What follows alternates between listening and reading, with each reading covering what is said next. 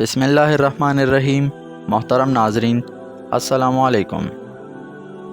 ناظرین، آج کی ویڈیو میں ہم آپ کو حضرت ابراہیم علیہ السلام کے بارے میں بتائیں گے۔ جب نمرود نے حضرت ابراہیم علیہ السلام کو ملک باول سے نکال دیا تو حضرت ابراہیم علیہ السلام ملک شام کی طرف روانہ ہوئے۔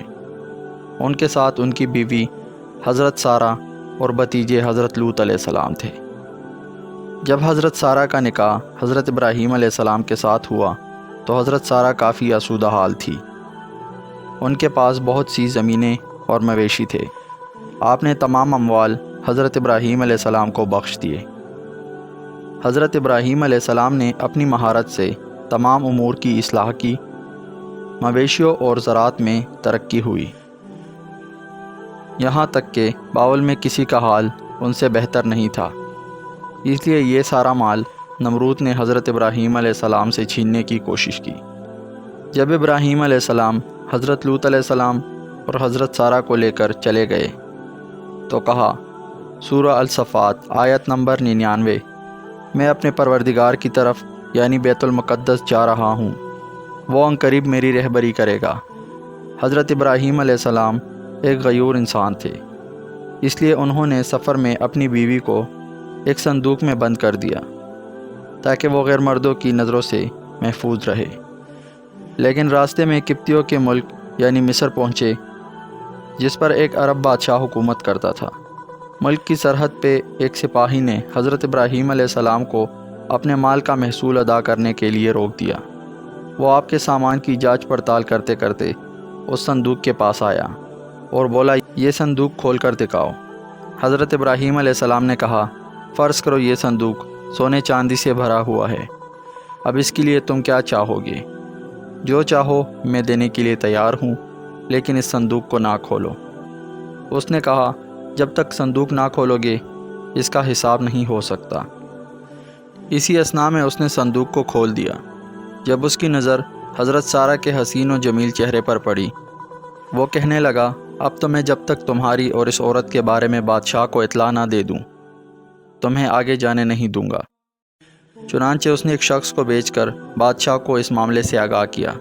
بادشاہ نے چند لوگوں کو بھیجا اور اس صندوق لانے کا کہا۔ حضرت ابراہیم علیہ السلام اس صندوق کے ساتھ چلے اور فرمایا کہ جب تک میرے جسم میں جان باقی ہے میں اس صندوق سے جدا نہیں ہوں گا۔ جب بادشاہ کو اس بات کا پتہ چلا تو بادشاہ نے سپاہیوں کو حکم دیا کہ حضرت ابراہیم علیہ السلام کو بھی صندوق کے ساتھ لایا جائے۔ حضرت ابراہیم علیہ السلام اپنے سارے مال اور صندوق کے ساتھ آئے۔ جب بادشاہ کے سامنے آئے اور بادشاہ نے حضرت سارہ کا چہرہ دیکھا تو وہ بے اختیار ہو کر اس کی طرف بڑھنے لگے۔ جیسے ہی انہوں نے اپنا ہاتھ ان کی جانب بڑھایا، حضرت ابراہیم علیہ السلام جو غیرت اور حامیت کا سرچشمہ تھے سخت پریشان ہوئے اور ادھر سے منہ پھیر کر اللہ تعالیٰ سے کہا، پروردگار میری بیوی کو اس شخص کے ہاتھوں سے محفوظ رکھنا۔ اسی وقت بادشاہ کا ہاتھ سوکھی لکڑی کی مانند ہو گیا اور اس نے حضرت ابراہیم علیہ السلام سے مخاطب ہو کر کہا، کیا تمہارے خدا نے میرا ہاتھ خشک کر دیا ہے؟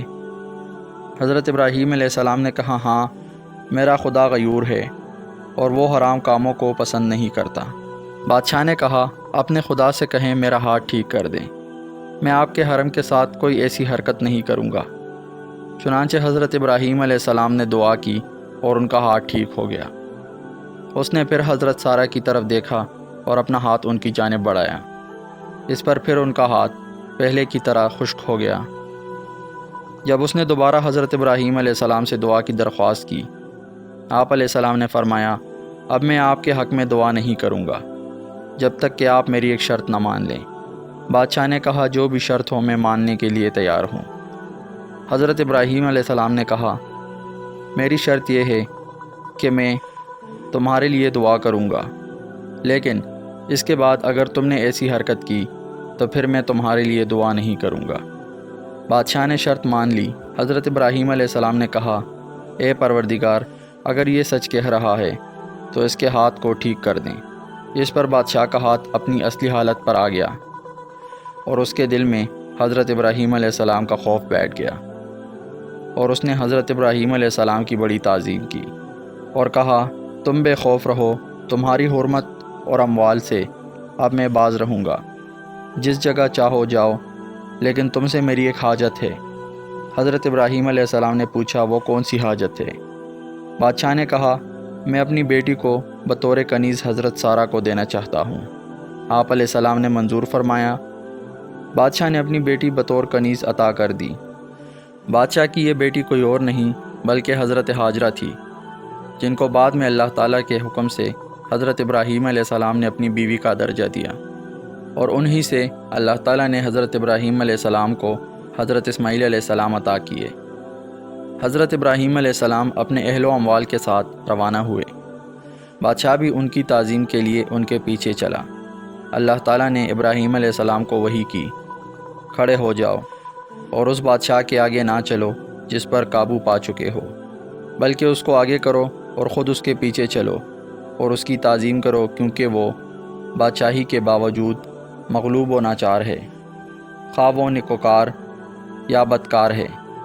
یہ سن کر حضرت ابراہیم علیہ السلام کھڑے ہو گئے اور بادشاہ سے کہا آگے چلو کہ میں تمہاری تعظیم کروں اور تم کو مقدم رکھوں اور تمہاری عزت و اکرام کی وجہ سے تمہارے پیچھے چلوں۔ بادشاہ نے پوچھا کیا ہوا، تمہارے خدا نے یہ وحی کی ہے؟ ابراہیم علیہ السلام نے کہا جی ہاں۔ بادشاہ نے کہا میں گواہی دیتا ہوں کہ تمہارا خدا صاحب جلال، رحمان و رحیم اور کریم ہے۔ تم نے اپنی دین کی طرف مجھے راغب کیا ہے۔ پھر بادشاہ نے حضرت ابراہیم علیہ السلام کو رخصت کیا اور وہ روانہ ہو گئے۔ ملک سے نکل کر ابراہیم علیہ السلام ملک شام پہنچ کر ایسی جگہ ٹھہرے جو فلسطین اور شام سے آنے والوں کا راستہ تھا۔ اس جگہ اللہ تعالیٰ کے حکم سے ان نیک بندوں نے اپنا رہن سہن شروع کر دیا۔ امید کرتا ہوں آپ کو آج کی ویڈیو اچھی لگی ہوگی۔ ویڈیو کو لائک ضرور کریں اور ساتھ ہی ہمارا چینل سبسکرائب بھی کر دیں تاکہ ہم اسی طرح آپ کے لیے اچھی ویڈیوز لاتے رہیں۔ دوستوں کے ساتھ شیئر کرنا نہ بھولیے گا۔